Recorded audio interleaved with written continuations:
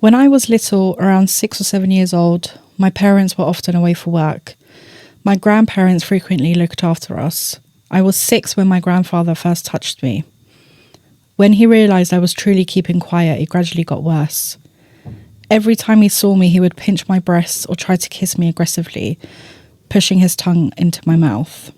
This went on for a long time, and eventually the essay began.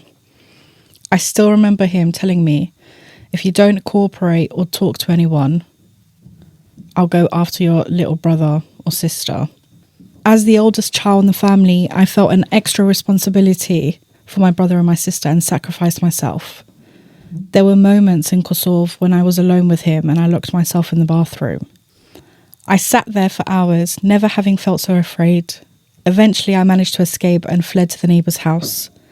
I didn't dare say anything to her, but I always hoped she would see the desperation in my eyes and wouldn't take me home. But she brought me back.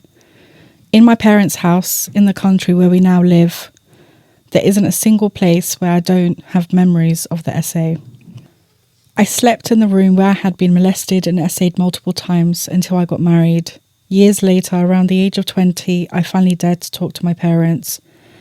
To my disappointment, they didn't respond as parents should, and my feelings of loneliness only deepened.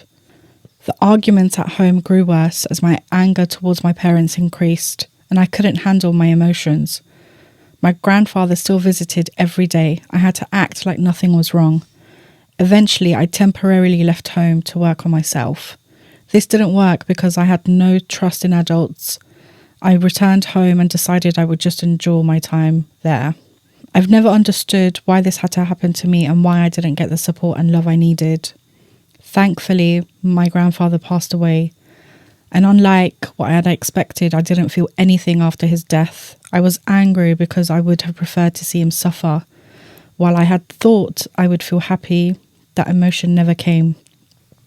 After his death, I was expected to offer condolences and attend the funeral. That was the first time I made a choice for myself, and I distanced myself from all the family members. I didn't respond to any of them for weeks. The relationship with my parents never fully healed. I still have contact with them, and in a way I do love them, but I'm also glad that I don't talk to them that much.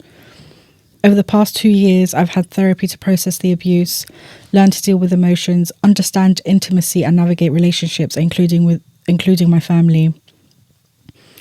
I now have a loving husband, and sometimes I feel guilty that emotionally, mentally and physically I can't connect with him on the same level yet.